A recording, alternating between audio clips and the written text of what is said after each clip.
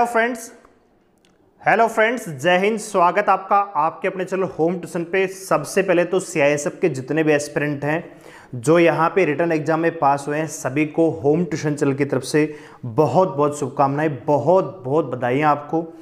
अब आपके पास केवल एक इवेंट बचा है, वो है आपकी टाइपिंग। इसको पास करिए और नौकरी को पक्का कर लीजिए। दोस्तों, बहुत सारे बच्चों के कमेंट ये भी आ रहे हैं, बहुत सारे मेरे पास मैसेज हैं कि सर कट ऑफ से 2 नंबर ज़्यादा हैं, कट ऑफ से 4 नंबर ज़्यादा हैं, क्या मेरे को टाइपिंग करनी चाहिए कि नहीं करनी चाहिए। तो मैं आपसे बस एक ही बात कहना चाहूँगा कि भैया आप इस एग्जाम में अपीयर क्यों हुए थे? आपने जब पीएचडी पास किया, क्या आपने उसमें एक्सेलेंट मारा था क्या? नहीं ना। जब आपने रिटर्न एग्जाम पास किया तो आपने अपनी मेहनत से इस एग्जाम को पास किया है। आप यहां तक आए हैं और आप आखिरी इवेंट में, जो कि आपने रिटर्न एग्जाम पास कर लिया है, उसके बाद भी आप ये पूछ रहे हैं कि टाइपिंग की तैयारी करूं कि नहीं करूं। ठीक है, तो यहां पे एक ही कारण हो सकता है दोस्तों, जो बच्चे इस प्रकार का सवाल पूछ रहे हैं उनका एक ही कारण हो सकता है मेरे हिसाब से कि आपने टाइपिंग की तैयारी की ही नहीं। ठीक है, क्योंकि अगर टाइपिंग की तैयारी कर रहे हो, बात कड़वी है लेकिन सच है। ठीक है, क्योंकि हमारा काम होता है आपको सही तरीके से गाइड करना दोस्तों, वही हम कर रहे हैं। ठीक है, तो अगर आपकी तैयारी है टाइपिंग की तो आपको इस सवाल पूछना ही नहीं चाहिए, क्योंकि आपने रिटन एग्जाम पास कर दिया, टाइपिंग देख के आइए। अब सिलेक्शन होगा कि नहीं होगा वो बाद की बातें हैं दोस्तों। ठीक है, तो ये बात है। मान लीजिए क्रिकेट का कोई मैच है, कोई खिलाड़ी गए तो मैं तो खेलूंगा नहीं यार, क्यों भाई, हो सकता है मैं हार जाऊं। तो यार बिना खेले आप जब आप मैदान में उतरे ही नहीं तो आप ये कैसे मान ले रहे हो कि अपने आप ही कि मैं हार जाऊंगा या मेरा सिलेक्शन नहीं होगा। तो सेम चीज़ है दोस्तों, आपको जो आप यहाँ तक आए हैं, टाइपिंग की बहुत बढ़िया तरीके से तैयारी कीजिए और सिलेक्शन को सुनिश्चित कीजिए। जरूरी नहीं कि जिस बच्चे के कट ऑफ से 10 नंबर ज़्यादा हो वही टाइपिंग में पास हो सकता है वो फेल हो जाए। ठीक है, तो बाद की बातें, अभी आपको इवेंट पास करना है, टाइपिंग क्वालिफाई करनी है। ठीक है, तो इसकी जो एग्जाम डेट है, जो टाइपिंग की डेट है वो आ चुकी है। कब से आपका एग्जाम है आप जान चुके होंगे, लेकिन फिर से मैं आपको बता दूंगा। ठीक है, तो वीडियो को ध्यान से और पूरा देखिए। उससे पहले एक छोटी सी इंफॉर्मेशन देना चाहूंगा दोस्तों, कल सुबह 10 बजे अभी हरियाणा सीटी का एग्जाम था, तो उस वजह से 2-3 दिन के लिए मैं बिजी हुआ था, उसके लिए क्षमा चाहेंगे। लेकिन अगले 7 दिन में, 7-8 दिन का जो टाइम है, आपको भर भर के कंटेंट दूंगा। जो बच्चे सीआईएसएफ एचसीएम 2022 ट्रेडमैन और ड्राइवर की तैयारी कर रहे हैं, चैनल को सब्सक्राइब कर लीजिए, बेल आइकन को जरूर प्रेस करें ताकि जब लाइव आए तो आपके पास नोटिफिकेशन पहुंच जाए। ठीक है, बाकी मैं क्लास का शेड्यूल दे रहा हूं, सुबह 10 बजे आपकी क्लास रहेगी। संदीप मैं ही पढ़ाऊंगा दोस्तों, मैं ही पढ़ाऊंगा, और आप यकीन मानिए कि आपको एक बढ़िया तरीके से पढ़ाने की कोशिश करूंगा। जितना आपके एग्जाम में आएगा उतना ही पढ़ाएंगे और टू द पॉइंट पढ़ाएंगे दोस्तों। ठीक है, तो सुबह 10 बजे आपकी हिंदी की क्लास रहेगी। 1 बजे फिर लेके आऊंगा दोस्तों आपके लिए रीजनिंग का मॉक टेस्ट, इसमें 25 क्वेश्चन हम करने वाले हैं। और दोस्तों शाम को ये क्लास रहेगी 6 बजे। ठीक है, ये क्लास 2-3 दिन से लगी हुई थी, मैंने हटा दी थी कि बच्चे सोचेंगे यार लाइव तो हो ही नहीं रहा मास्टर जी। ठीक है, तो एग्जाम था सीटी का 2 दिन से, तो उस वजह से मैं बिजी था। ठीक है, तो उसके लिए मैं क्षमा चाहूंगा। ठीक है, तो कल से कारवा आपका शुरू हो जाएगा। सुबह 10 बजे हिंदी, 6 बजे शाम को 200 क्वेश्चन करवाऊंगा दोस्तों, पर डे 200 क्वेश्चन। ठीक है, तो 7 दिन में लगभग 1400 क्वेश्चन हो जाएंगे, तो 1400 या 1500 क्वेश्चन मैं जरूर कराऊंगा दोस्तों। और अगर मूड बना मेरा, आपने रिक्वेस्ट किया, आपने साथ दिया, सपोर्ट दिया, तो मैथ की एक मैराथन क्लास हमने ऑलरेडी दे रखी है। इसके अलावा जो टॉपिक उस क्लास में नहीं हुए उनकी एक मैराथन क्लास में और लेके आ जाऊंगा दोस्तों। ठीक है, तो चैनल को सब्सक्राइब कर लीजिए, बेल आइकन को प्रेस कर लीजिए। आइए सीधा चलते हैं टाइपिंग डेट पे। तो ये है सीआईएसएफ की ऑफिशियल वेबसाइट, आप जानते होंगे, और यहां पे नोटिस है दोस्तों, और ये नोटिस आपके सामने, बस इतना ही नोटिस है। ये इसमें दिया है कि भैया सीआईएसएफ एचसीएम की जो टाइपिंग डेट है वो आपकी 4 नवंबर से आपका टाइपिंग टेस्ट है वो स्टार्ट हो जाएगा। ठीक है, candidate are also advised to visit CISF website regularly for further updates, यानी आपका जो एडमिट कार्ड से संबंधित जो अपडेट है वो उसको जानने के लिए आपको सीआईएसएफ के रेगुलर आपको साइट विजिट करनी चाहिए।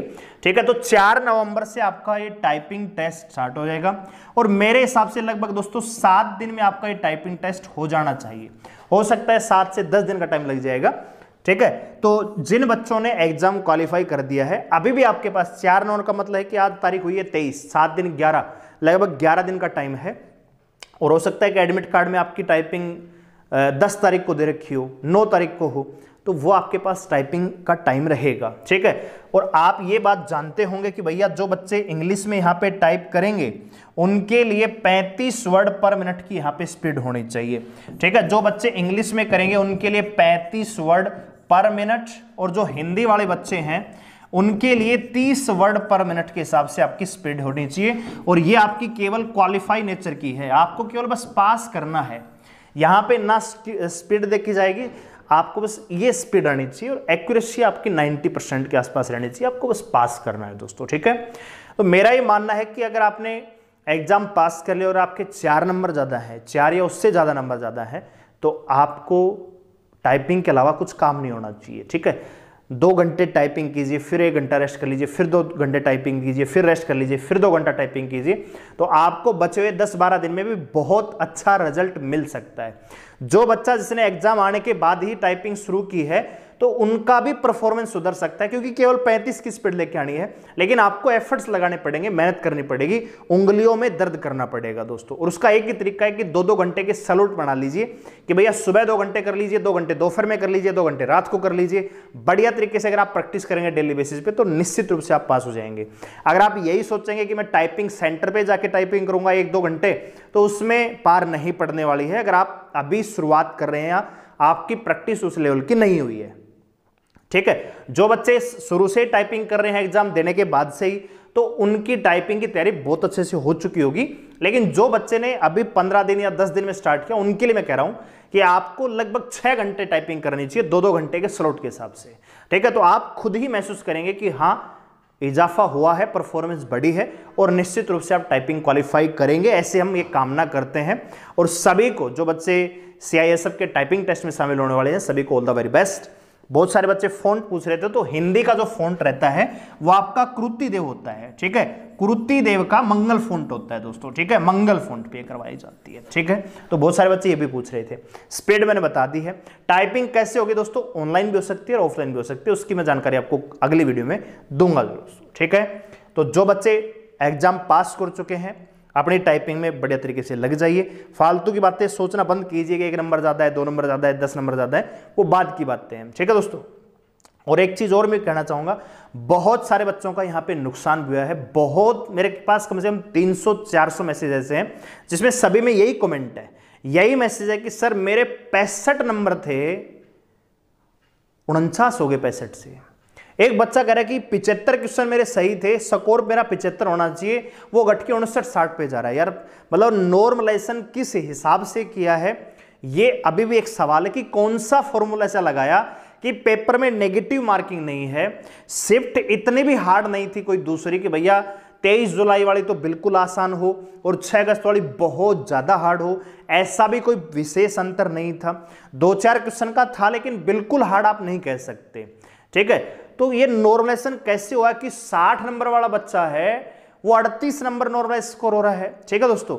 तो ये एक समझ से बाहर है कि कौन सा फॉर्मूला लगाया और किस प्रकार, क्योंकि यहां पे नुकसान हुआ है बहुत सारे बच्चों का। जिन बच्चों के 89 नंबर आने चाहिए थे रिटन एग्जाम में, जिनके 89-90 क्वेश्चन सही है, वो बच्चे फेल हुए हैं। और जिन बच्चों का 72-73 नंबर का स्कोर था, उन बच्चों का स्कोर 85-86 हो गई। यानी कहीं ना कहीं दोस्तों अन्याय है। जो पास हुए हैं उनके भी मैं साथ हूं, और जो योग्य होते हुए भी इसमें फेल हुए हैं उनका भी यहां पे दोस्तों हक बनता है, उनके लिए भी न्याय होना चाहिए था, ठीक है दोस्तों। तो ये एक विशेष मेरे पास पॉइंट है कि मेरे ख्याल से इस पे बात होनी चाहिए कि यार ये नॉर्मलाइजेशन हुआ कैसे, ठीक है। कौन सा फॉर्मूला लगाया, क्या CISF ने इसको डिस्क्वालीफाई मतलब डिक्लेयर ही नहीं किया, ठीक है। ना ही लिस्ट बताई कि किस बच्चे के कितने रैंक है, क्या रैंक है, कुछ भी नहीं बताया। नॉर्मल स्कोर दिखा रखा है, ये भी नहीं बताया कि यू आर क्वालिफाइड या नॉट क्वालिफाइड, ठीक है। तो क्या ही कर रही है, क्या ही समझ में आ रहा है, मेरे को तो कुछ समझ में आ नहीं रहा है। आपको कुछ अच्छा समझ में आया हो कि किस प्रकार से रिजल्ट तैयार हुआ है और ये नॉर्मल स्कोर कैसे कम हुआ, कैसे बढ़ा, तो जरा कमेंट सेक्शन में जरूर बताएं दोस्तों। वीडियो को लाइक करें, शेयर करें, चैनल को सब्सक्राइब कर मेरे साथ जुड़े रहने के लिए, और बेल आइकन को प्रेस कर लेना जो बच्चे CISF HCM 2022-23 ट्रेडमैन और ड्राइवर वाले हैं, ठीक है। धन्यवाद, जय हिंद।